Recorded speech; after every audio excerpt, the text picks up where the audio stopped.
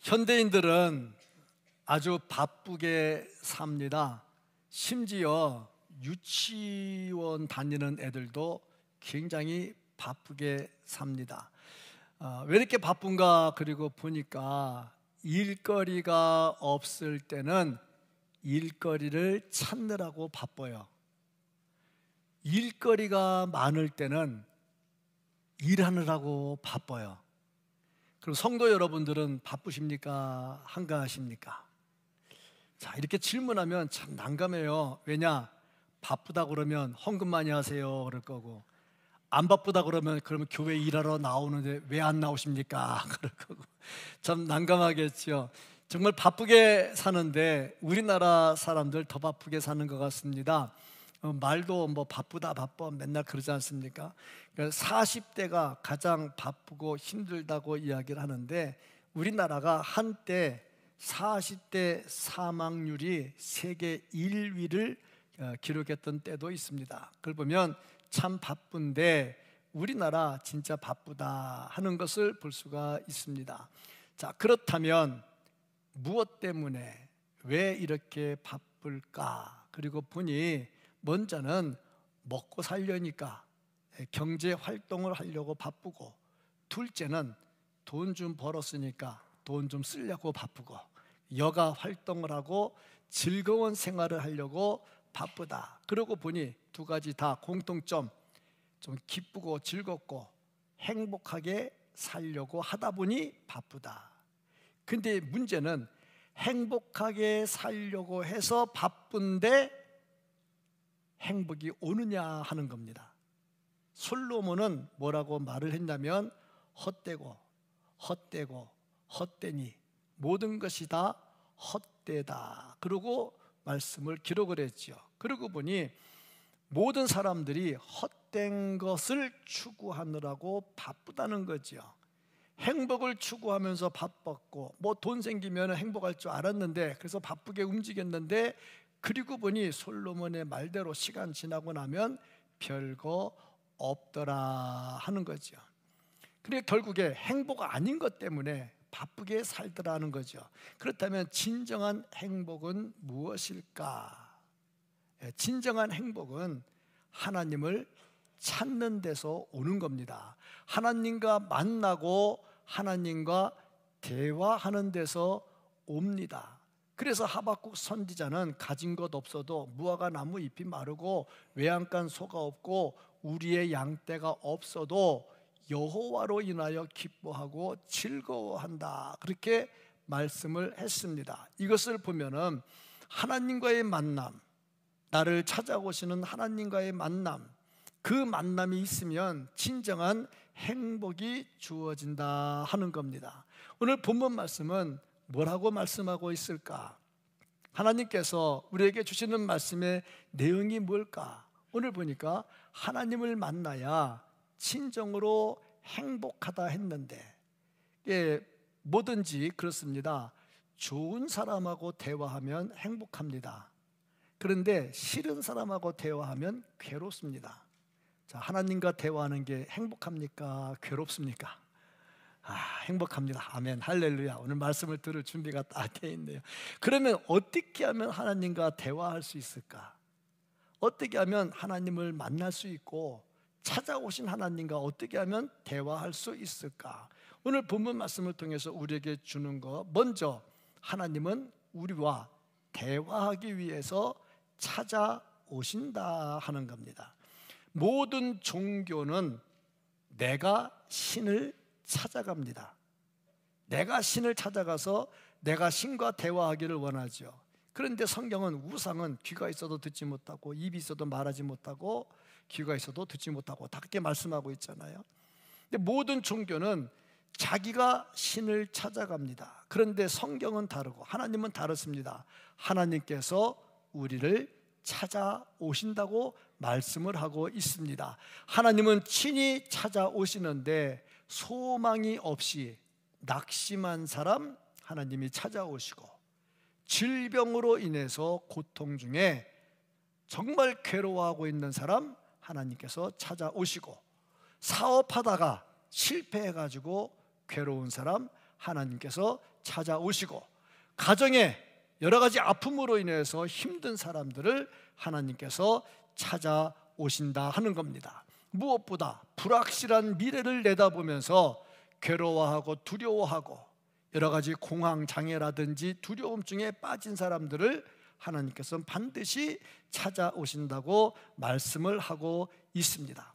그러면 왜 하나님께서 찾아오실까 하는 겁니다. 왜 하나님께서 찾아오시느냐? 이유는 사람이 하나님을 찾아갈 힘이 없어. 하나님을 찾지 못해. 왜?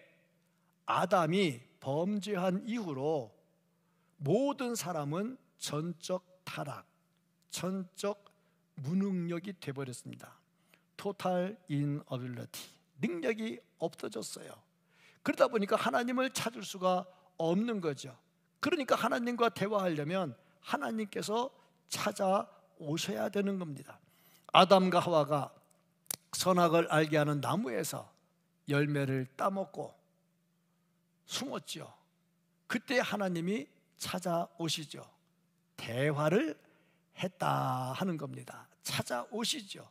그런가 하면은 노아의 시대 때 모든 사람들이 먹고 마시고 즐거워하고 취하고 술 취하고 장가가고 시집가고 모두 다 그렇게 살 때에 하나님께서 노아를 찾아오십니다.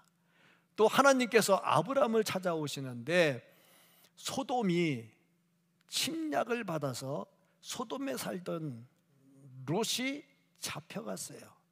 그때 아브라함이 군사를 거느리고 가서 그들을 무찌르고 롯을 구출해 가지고 옵니다. 그런데 문제가 생겼어요. 뭐냐? 그들이 아브라함에게 패했지만 다시 군사를 거느리고 오면 아브라함이 감당할 힘이 없는 거죠. 그래서 아브라함이 두려워했어요. 전쟁에 이기고도 두려워했어요. 그때 하나님께서 아브라함을 찾아오십니다. 오늘 본문에서도 하나님께서 모세를 찾아오시죠. 뭐 엘리야는 안 그렇습니까? 엘리야 갈멜산에서 바알신과 아세라신을 섬기는 제사장 850명을 싹 다 죽였지요. 그리고 나서 엘리야가 두려워 떨었습니다. 왜? 아합 왕의 아내 이세벨이 엘리야를 죽이려고 그러니까 도망가지요. 그래서 로뎀나무 밑에 앉아서 두려워 떨면서 하나님 나 죽여주시오 하고 그럴 때 하나님께서 찾아오시죠. 이것을 보면 사람이 성공했을 때 찾아오기보다 실패하고 두려워하고 낙심할 때 찾아오신다는 겁니다. 모세가 처한 상황은 지금 좋은 상황이었냐? 뭐 그렇지도 않겠죠. 근데 모세가 하나님의 말씀을 받으려고 시내 산으로 올라갑니다. 그때 하나님께서 모세를 찾아오시죠. 찾아오실 때에 보지 못하도록 구름으로 빽빽하게 하고 또 때에 따라서는 불로, 때에 따라서는 연기로, 때에 따라서는 진동으로, 때에 따라서는 나팔 소리로 하나님께서 찾아오시죠. 그러면 왜 이렇게 모세를 찾아오셨을까? 첫째는 모세의 권위를 세워주기 위함이다. 자, 모세가 하나님을 만났다, 하나님의 말씀을 받았다. 그러면 사람들이 볼 때 와, 하나님 만났대. 그럼 얼마나 좋아하겠습니까? 저는 가끔 그런 생각해요. 제가 죽었다가 3일 만에 깨어나가지고 내가 천국 갔다 왔는데 어떻더라 그러면은 여러분들 저를 어떻게 보겠어요? 그때 봤더니 어느 집사 안 보이대. 그럼 골치 아플 거 아니겠어요? 예. 그러니까 모세에게 권위를 더해 주려고 하나님께서 임재하셔서 보여주는 겁니다. 두 번째는요, 하나님의 섭리, 어떻게 이스라엘을 인도할까, 그것을 보여주기 위해서지요. 그리고 이게 찾아오시는 하나님은 그냥 찾아온 다음에 그러냐 그러고 가시는 분이 아니고 반드시 문제를 해결해 주시더라 하는 겁니다. 그의 백성들을 위로해 주시죠. 흐느껴 우는 자에게 눈물을 닦아 주시고 병들어 고생하는 자를 만져서 치료와 회복의 기쁨을 더해 주시고 사망의 음침한 골짜기에서 헤매는 자들에게 새로운 소망을 더해 주시고 하나님께서 찾아오실 때는 반드시 해결해 주시더라는 거죠. 왜 이렇게 하나님께서 찾아오시고 해결해 주시느냐? 이게 찾아오시는 목적이 뭐냐? 첫째는 우리가 하나님의 택한 백성이고 하나님의 소유가 되기 때문에 그렇습니다. 누구의 소유가 되느냐? 굉장히 중요하죠. 우리는 좀 대한민국 국민으로서 주민등록증 갖고 있잖아요. 대한민국 국적을 갖고 있잖아요. 옛날에는 대한민국 국적 가지고 세계를 돌아다니면 인정을 못 받았죠. 근데 지금은 굉장히 인정을 많이 받아요. 그만큼 나라가 강해진 겁니다. 미국 국적을 가졌다? 함부로 못하죠. 근데 지금 세계적으로 제일 큰 국적의 힘이 뭐냐? 제가 생각할 때 미국 같아요. 두 번째가 뭐냐? 소망사항인데 대한민국. 소망사항인데 아마 그렇게 될 날이 이르리라고 믿고 있습니다. 보니까 어느 국적을 가졌느냐에 따라 달라져요. 하물며 내가 하나님의 소유가 되었다. 하나님이 어떤 분이냐? 천지를 창조하시고 다스리는 분이고 능력의 하나님이다. 그분이 나를 소유하고 있다 하면 대단한 문제가, 대단한 일이 되는 거죠. 그래서 하나님은 당신의 소유로 삼았고 당신의 소유가 손해보는 것을 원치 않으시기 때문에 찾아오신다는 겁니다. 두 번째 찾아오시는 이유가 있다면 우리가 제사장 나라가 되었기 때문이다. 제사장은 하나님과 사람을 연관시키는 일을 합니다. 근데 우리를 제사장 나라로 세워줬는데 그것도 그냥 제사장이 아니라 왕 같은 제사장, 권위가 있는 제사장으로 세워졌다는 겁니다. 그래서 하나님 찾아오시는데, 그래서 우리는 제사장이기 때문에 하나님과 사람을 연결하는 일을 해야 됩니다. 그것을 위해서 우리는 전도 집회를 하고 앞에다가 D-6하고 또 써놓는 이유가 저걸 보면서 도전을 받고 또 열심히 전도하자. 그래서 저렇게 하는 거죠. 글씨도 아주 눈에 딱 띄게, 야광으로 눈에 딱 띄게 해가지고 글씨도 예쁘게 잘 했어요. 저거 만들 때요 고생 많이 하잖아요. 수고 많이 하죠. 저거 하려면은 저 글씨 써야죠. 글씨 파야죠. 갖다 붙여야죠. 고생 많이 하거든요. 저 고생하는 사람 수고를 생각해서라도 우리 열심히 전도를 해야 되는 거죠. 우리가 제사장 나라기 때문에 제사장의 역할을 해야 되는 거죠. 그래서 하나님께서 그것을 위해서 찾아오시는 겁니다. 세 번째 이유가 있다면요, 우리가 거룩한 백성이 되었기 때문입니다. 하나님께서 우리를 거룩한 백성으로 만들어 주었죠. 이스라엘을 거룩한 백성으로 만들어서 거기서 예수 그리스도가 탄생하게 하셨죠. 그리고 우리를 거룩한 백성으로 만들어 주셨죠. 우리에게 예수 그리스도와 함께하는 삶을 살도록 만들어 주셨죠. 그래서 하나님은 찾아오시는 겁니다. 하나님은 그저 방관하시는 하나님이 아니고 우리가 괴로워서 눈물 흘리고 있을 때 모른다고 외면하는 하나님이 아니시고 반드시 찾아오시는 하나님이십니다. 찾아오셔서 문제를 해결해 주십니다. 그래서 우리는 하나님을 만나야 된다 이거죠. 그러면 어떻게 하면 하나님을 만날 수 있을까? 하나님을 만나야 삶의 변화가 일어나고 생이 변하게 될 텐데 어떻게 해야 하나님을 만날 수 있을까? 중요한 것은 하나님이 찾아오시는데 내가 찾아오거나 말거나 그냥 앉았다 가세요. 그러면 안 된다는 거죠. 대화를 하려면 어떻게 될까?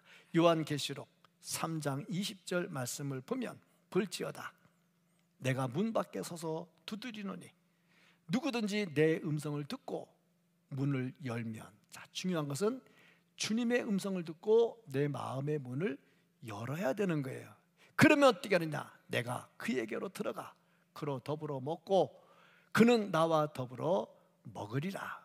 자, 대화가 된다는 얘기죠. 마음의 문을 열고 영접해야 돼. 사모하는 마음이 있어야죠. 하나님, 저는요 예수 믿은 지 30년이 지나고 40년이 지났는데 도대체 하나님 만나는 게 뭔지를 모르겠어요. 만났는지 안 만났는지 모르겠어요. 만난 것 같기도 하고 안 만난 것 같기도 하고 막 그럴 때 사모하는 마음이 얼마나 있느냐에 따라서 달라져요. 저도 목회를 하면서 제가 지금 교육전도사부터 지금까지 46년차 지금 사역을 하고 있어요. 46년이면 진짜 할 만큼 했다 싶을 정도 같았는데, 그래도 늘 부족한 생각이죠. 지금부터 한 20여 년 전에 제가 기도했어요. 하나님, 저는요 체험도 없고요, 목회를 하는데 간증할 설교도 없고요. 그저 답답해요. 막 그냥 간증하는 설교들은 막 뜨거워지는데 저는 그것도 없고요. 그래서 하나님께 기도를 했어요. 하나님, 저요 하나님 한 번만 보여주세요. 그거 가지고 저는 힘을 얻을 수 있게 하나님 한 번만 보여주세요. 진짜 간절하게 기도했어요. 밤에 철야하면서 기도했어요. 교회에서 아무도 없을 때 혼자 본당에서 기도하면서 하나님 한 번만 보여주세요. 기도하다가 졸았어요. 그때 하나님 획 하고 지나갔어요. 눈 뜨니까 가는 모습만 보이는데, 가는 모습이 어떻게 보이느냐? 연기가 보여요. 연기가. 야, 하나님 그것도 감사합니다. 사모하니까 그만큼도 보여주고, 졸음 통해서도 지나가는 모습도 보여주시고 말이죠. 제가 만약에 하나님의 모습을 정면으로 봤다면 되게 건방지겠죠. 설교하다가 막 뭐 하는 거냐, 여러분 뭐 하는 거냐, 하나님 얼굴도 못 보고 막 그럴까 봐 지나가는 모습 연기만 좀 보여주시고, 그것도 너무너무 감사하지. 사모하는 마음의 문을 열어야죠. 그래야 들어오죠. 그럼 구체적으로 어떻게 해야 될까? 첫째, 겸손한 모습으로 주님의 임재하심을 바라고 기다려야 되겠죠. 14절 15절 말씀을 보면요, 모세가 산에서 내려와 백성에게 이르러 백성을 성결하게 하니 그들이 자기 옷을 빨더라. 모세가 백성에게 이르되 준비하여 셋째 날을 기다리고 여인을 가까이 하지 말라 하니라. 말씀하죠. 이 말씀을 그대로 순종합니다. 순종, 겸손이 뭐냐? 말씀을 듣고 말씀에 순종하는 것이 겸손이죠. 모세는 산에 올라가서 겸손하게 하나님의 말씀을 받습니다. 하나님을 만나는 가장 기본이 뭐냐? 겸손한 마음이다. 완악한 사람은 말씀을 그대로 받지 않지요. 거부하지요. 심지어 예수님께서 오셔도 거부합니다. 유대인들 예수님을 죽였죠. 말씀을 거부하는 거죠. 스데반을 죽였죠. 말씀을 거부하는 거죠. 그들은 유대인들의 자부심 때문에 예수 그리스도를 영접하지 않죠. 그러니까 교만하면 하나님을 만날 수 없고 찾아오신 하나님을 만날 수가 없다는 겁니다. 겸손해야 돼. 뭐가 겸손하냐? 나는 죄인입니다. 이 겸손한 거죠. 누구처럼 겸손해야 되느냐? 예수님처럼 겸손해야 돼요. 예수님이 얼마나 겸손하셨느냐? 예수님은 하나님과 동등하신 분입니다. 성부, 성자, 성령이 모두 동일한 분이십니다. 그 예수님께서 이 땅에 인간의 몸을 입고 낮은 자세로 내려오셨죠. 겸손이죠. 그 겸손한 분이 제자들의 발까지 씻어 주셨습니다. 자, 이걸 보면서요, 진짜 겸손한 자가 하나님을 만날 수 있다. 또 베드로도 겸손했습니다. 베드로는 예수님의 12제자 가운데 항상 1번으로 이름이 나옵니다. 1번으로 이름이 나온다는 것은 그만큼 중요한 자리에 있다 하는 거죠. 이 당시에 베드로가 그렇게 주님의 인정을 받을 당시에 바울은 뭐 하고 있었느냐? 바울은 인정받는 존재가 아니었죠. 우리는 지금 바울 서신 때문에 바울 사역을 아니까 바울을 높게 평가하는데, 이 당시는 베드로가 인정하지 않으면 바울도 그렇게 대접받을 상황이 아니었습니다. 그때 바울이 베드로를 굉장히 꾸중합니다. 위선자다, 외식한다, 꾸짖습니다. 이유가 뭐냐? 베드로가 예수님께 배운 신앙 지식에 의하면 유대인이나 이방인이나 다 똑같아. 그 믿음이 벌써 많이 앞서가는 거죠. 그래서 이방인들과 같이 식사를 했어요. 전혀 문제가 안 됩니다. 그런데 유대인들은 어떻게 생각했느냐? 이방인과 식사하면 안 된다고 생각을 했죠. 그러니까 그때는 바울이 아직까지도 그렇게 변화가 안 됐던 것 같아. 아니면 베드로가 생각할 때 바울 아직 믿음이 연약했던 것으로 생각했던 것 같아. 그래서 먹다가 바울하고 다른 사람들이 들어오니까 슬쩍 일어나서 안 먹는 것처럼 갔어. 그러니까 이게 이제 바울이 보니까 아주 위선된 거야. 아니 기껏 먹다가 왜 안 먹는 척 하는데 베드로가 그러면 되나? 그럼 다른 사람들을 보고 위선적으로 행동하면 어떻게 하나? 막 꾸짖었죠. 그때 베드로가 큰 소리 치면서 뭐라고 가르친 게 아니라 그냥 조용히 그냥 미안한 모습으로 겸손히 숙이죠. 자, 이게 겸손이죠. 겸손한 사람들이 예수님을 만나고 하나님을 만날 수가 있다 하는 겁니다. 정말 말씀 앞에서 겸손한 사람들 돼서 찾아오시는 하나님을 만날 수 있기를 축복합니다. 말씀을 받으면, 말씀 받고 내가 죄인인 것을 고백하면 하나님을 만날 수가 있죠. 두 번째로 깨끗하게 살아야 돼. 성결한 삶을 살아야 됩니다. 10절 말씀을 보면 모세에게 하나님께서 말씀하십니다. 너는 백성에게로 가서 오늘과 내일 그들을 성결하게 하며 그들에게 옷을 빨게 하고. 성결하게 하라. 하나님께서 찾아오시는데 하나님을 영접하기 위해서 깨끗하게 하라. 옷을 빨았다는 것은 마음을 정리했다 하는 거죠. 마태복음 5장 8절 말씀을 보면 마음이 청결한 자가 하나님을 볼 수 있다 하고 말씀했습니다. 야고보 4장 8절 말씀을 보면 하나님을 가까이 하라. 그리하면 너희를 가까이 하시리라. 죄인들아 손을 깨끗이 하라. 두 마음을 품은 자들아 마음을 성결하게 하라. 하나님을 만나려면요 손이 깨끗해야 돼. 못된 짓 하면 안 돼. 마음이 깨끗해야 돼. 아무리 내가 예배 잘 참석하고 아무리 내가 헌금 많이 하고 내가 아무리 성경 많이 알아도 두 마음을 품거나 마음이 깨끗하지 않으면 하나님을 만날 수가 없다. 하나님을 만나는 기본 덕목이 뭐냐?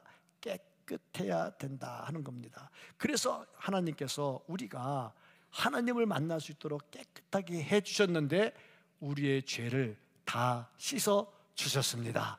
그래서 깨끗하기 때문에 하나님을 만날 수 있죠. 미국의 켄터키 주에 지하 동굴이 있다고 합니다. 지하 동굴. 보통 동굴 다 속으로 들어가잖아요. 깊이 들어갔는데 캄캄하니까 아무것도 안 보이죠. 요즘은 뭐 동굴에 전기 해가지고 사람들이 볼 수 있도록 하니까 전기가 있어 보입니다만은 옛날에 뭐 아무것도 안 해놔서 들어가면 아무것도 안 보이잖아요. 거기 물고기가 살고 있답니다. 물고기 눈이 다 있대요. 근데 물고기가 앞을 못 본대. 이유가 뭐냐? 그저 캄캄한데 계속 살다가 보니까 눈이 퇴화된 거야. 눈은 있는데 보지는 못해. 어차피 안 보이니까 눈의 구실을 잃어버리는 거죠. 그렇습니다. 우리가 신앙생활하는데 죄의 어두움 속에 들어가 있으면 점차적으로 영적으로 알력이 약해져. 눈의 힘이 약해져. 그러다 보면 하나님이 찾아와도 볼 수도 없는 상황이 돼. 영적 시력을 회복해야 된다. 그게 뭐냐? 깨끗하게 되는 거다 하는 거죠. 어떻게 하면 성결하게 될 수 있을까? 출애굽기 30장 35절 말씀을 보면 그것으로 향을 만들되 향 만드는 법대로 만들고 그것에 소금을 쳐서 성결하게 하고 말씀으로 깨끗하게 해야 된다 하는 겁니다. 레위기 16장 19절 말씀을 보면은 또 손가락으로 그 피를 그 위에 7번 뿌려 이스라엘 자손의 부정에서 제단을 성결하게 할 것이요. 성결하지 않으면 주님께서 임재하셔도 대화가 안 된다 하는 겁니다. 무엇보다도 우리는 깨끗하게 하려면 예수 그리스도의 핏부림을 입어야 됩니다. 예수 그리스도의 보혈로 우리의 모든 죄가 사하여집니다. 그래서 깨끗해지죠. 그래야 예수님을, 하나님을 만날 수가 있죠. 그리고 예수 그리스도의 의의 옷을 입어야 됩니다. 고린도후서 5장 2절 말씀을 보면 참으로 우리가 여기 있어 탄식하며 하늘로부터 오는 우리의 처소로 덧입기를 간절히 사모하노라. 덧입어야 된다. 뭘로 덧입어? 갈라디아 3장 27절. 누구든지 그리스도와 합하기 위하여 세례를 받은 자는 그리스도로 옷 입었느니라. 그리스도로 옷을 입어야 된다는 겁니다. 마태복음 22장 12절도 마찬가지죠. 이르되 친구여 어찌하여 예복을 입지 않고 여기 들어왔느냐 하니 그가 아무 말도 못하거늘. 예수 옷 안 입으면 천국에도 못 들어가. 하나님과 대화가 안 돼. 만날 수도 없어. 예수 그리스도의 의의 옷을 입어야 된다 하는 겁니다. 정말 예수 그리스도의 피로 씻음 받고 예수 그리스도로 옷 입고 찾아오시는 하나님과 만나고 대화할 수 있기를 주의 이름으로 축복합니다. 아멘. 세 번째로 보면요, 기다릴 줄 알아야 된다 하는 겁니다. 하나님께서 말씀하시고 곧바로 안 주셔요. 날짜를 주고 기다려라 그래요. 예수님 승천하실 때도 제자들에게 성령을 기다리라고 하면서 바로 성령을 주지 않으셔요. 기다려라. 그리고 열흘 이상 기다리게 하셨어요. 왜 그럴까? 기다리는 동안에 여러 가지 마음의 자세, 준비가 필요하기 때문에 그러겠죠. 11절 말씀을 보면요, 11절의 말씀을 기록하고 셋째 날을 기다리게 하라. 셋째 날을 기다리래요. 15절 말씀 역시 마찬가지입니다. 준비하여 셋째 날을 기다리고 여인을 갖가지 하지 말지니라. 기다리는 동안에 뭐 하느냐? 여인을 갖가지 하지 말래. 신학자 매튜 헨리가 이런 말을 했습니다. 합법적인 오락, 그 합법적인 오락이 뭐냐면 부부관계입니다. 이 부부관계도 일시적으로 금하라 그렇게 말씀을 했어요. 이것을 고린도전서 5장 7장 5절에서는 뭐라고 말씀했냐면 서로 분방하지 말라. 부부가 방 따로 쓰지 말래. 방 여러 개 있다고 다른 방 쓰지 말래. 다만 기도할 틈을 얻기 위하여 합의상, 기도하려면 방 따로 써도 된대. 그것도 합의해야 된대. 기간은 얼마 동안, 일정한 기간 동안 부부가 합의하면 다른 방 써도 된대. 자, 그런데 어떻게 하느냐? 다시 또 합해야 된대. 이는 너희가 절제하지 못함으로 말미암아. 부부가 같은 방을 쓰는 이유는 뭐냐면 절제하지 못하면 나가서 딴짓한단 말이지. 그러니까 다시 같은 방을 써야 된다는 얘기입니다. 안 그러면 사탄이 너희를 시험하지 못하게 하려 하십니다. 사탄이 시험을 해. 자, 그래서 부부가 같이 하는 것은 중요한 일입니다. 그럼에도 불구하고 하나님의 임재를 기다릴 때 어떻게 했느냐? 절제했어요. 보면은 항상 성결하고 정결하고 기다리는 동안에 필요한 게 그렇죠. 창세기에 나오는 요셉, 야곱의 아들 요셉, 보디발의 아내가 유혹할 때 물리치고 도망가죠. 저는 그 장면을 생각할 때마다 참 도전이 많이 돼요. 왜냐? 옛날엔 노예들은 속옷 안 입었어요. 속옷 안 입었어. 그래서 성경에도 보면 제단을 만들 때 돌을 이렇게 다듬을 때 돌 위에 올라가서 앉아서 다듬지 말라고 그래. 왜냐? 속옷 안 입잖아. 근데 올라가서 앉아 있으면 하나님께 드릴 제단이 더러워지잖아. 그건 못하게 하는 거야. 근데 이 요셉이 보디발의 아내가 잡으니까 입고 있던 거 벗었잖아. 대부분 옷이 뭐냐면 헝겊 하나 둘러가지고 허리띠 묶으면 그게 옷이거든요. 근데 속옷을 안 입었단 말이야. 잡으니까 다 벗고 도망갔어. 뒷장면은 여러분들의 상상에게 내가 맡기겠어. 어떻게 됐을지. 자, 그림이 딱 그려지잖아. 그래도 성결하게 살았어. 동정녀 마리아의 남편 요셉, 자기 약혼한 아내가 임신했다는 얘기를 듣고 화들짝 놀랐지요. 그런데 성령으로 잉태된 것을 알고 결혼을 하고 그 다음에 애를 낳기까지 같이 생활하지를 않아요. 이유가 뭐냐? 성령으로 잉태된 것이 혹시 다른 오해가 생길까 봐. 그게 되는 거 아닙니까? 자, 성결한 삶을 살죠. 세례 요한도 굉장히 성결한 삶을 살았죠. 절제했죠. 그런데 삼손은 어떻습니까? 절제하지 못했잖아요. 하나님을 만나는 사람과 하나님을 만나지 못하는 사람, 기다림 속에 기다릴 때 절제할 줄 알아야 된다. 때에 따라 먹는 것도 절제할 줄 알아야 됩니다. 절제 못하고 먹으면요, 좋은 건 없어요.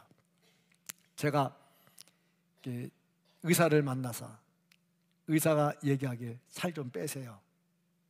살 빼려면 어떻게 하면 됩니까? 죽어야 운동해야 되죠. 근데 죽어야 운동한다고 살이 빠지냐고.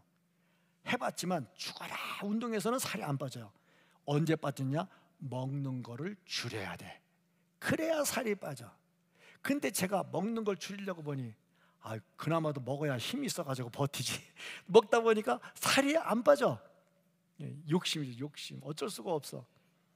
지금 어쨌든 간에 막 그냥 발버둥 치는데 잘 안 되더라고요.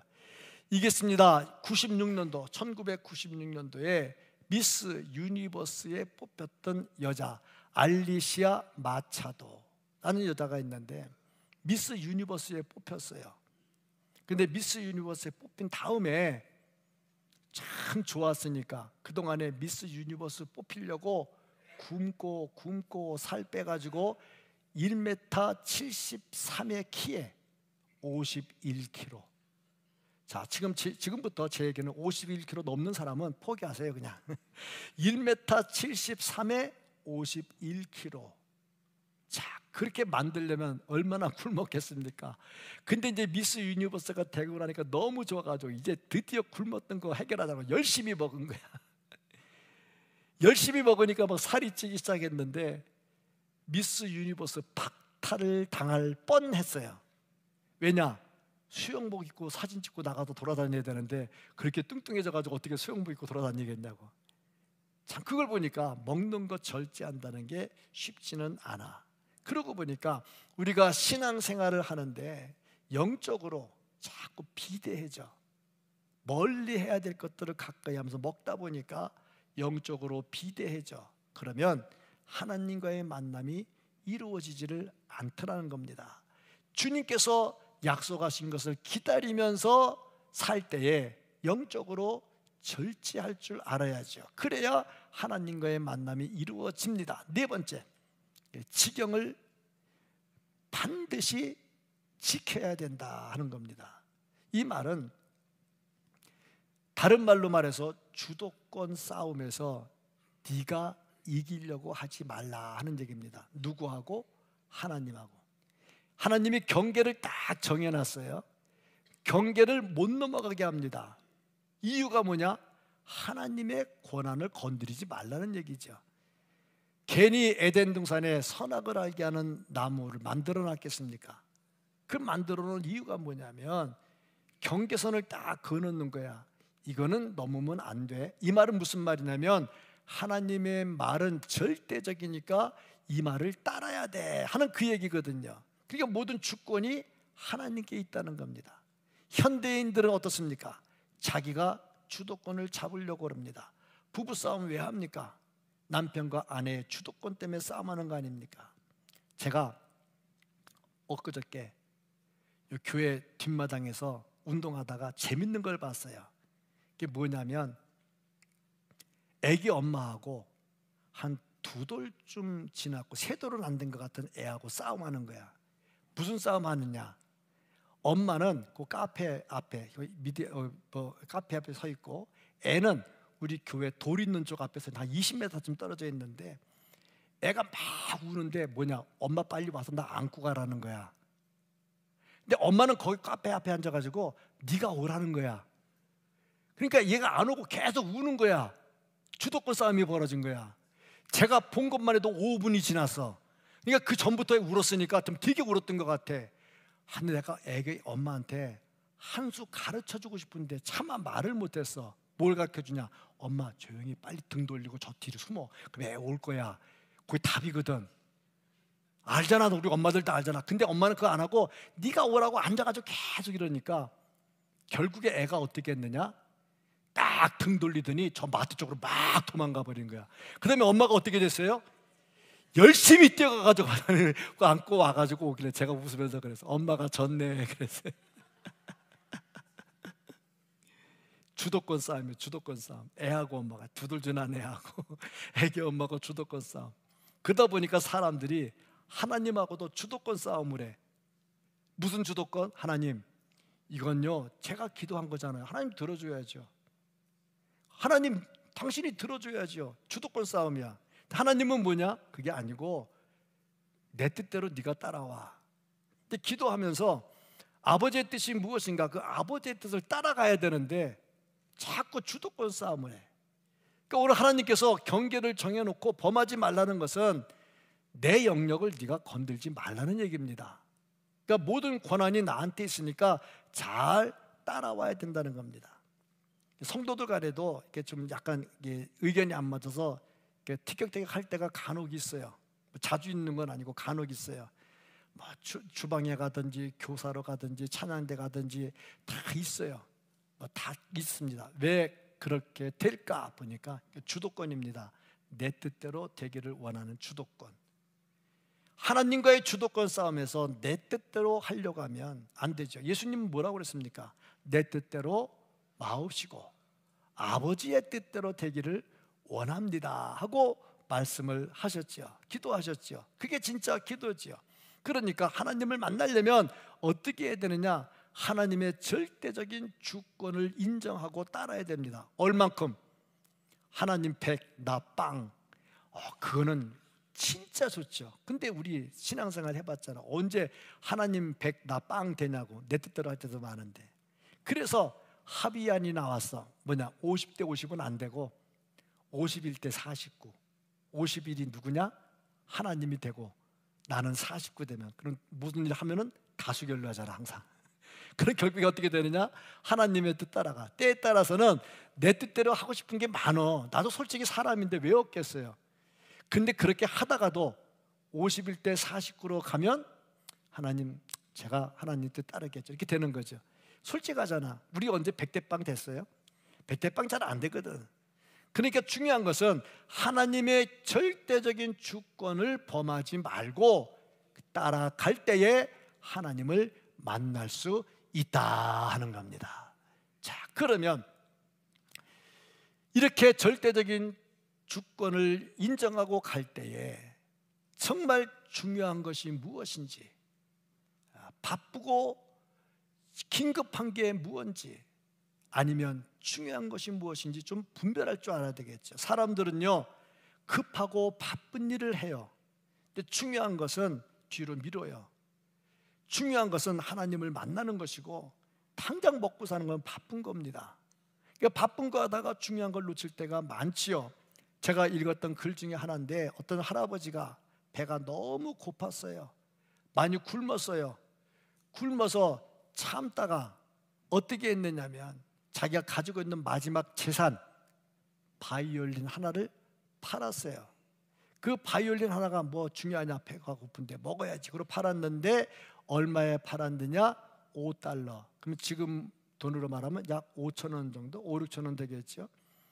근데 이게 지금 이 글 나온 지가 꽤 오래됐으니까 이 가치가 굉장히 좋았을 것 같아요. 그런데 그렇게 팔아가지고 한 끼 먹고 그걸로 끝났죠. 근데 이제 중요한 건 뭐냐면 그 바이올린이 어떤 바이올린이냐 하는 겁니다. 그 스트라디바리의 바이올린, 최고의 가치가 있는 바이올린. 이게 그때 그 당시 시가로 10만 불이 넘는다 했습니다. 10만, 100만, 1000만, 억 단위가 넘어가는 돈인데 5천 원에 팔은 거야. 왜?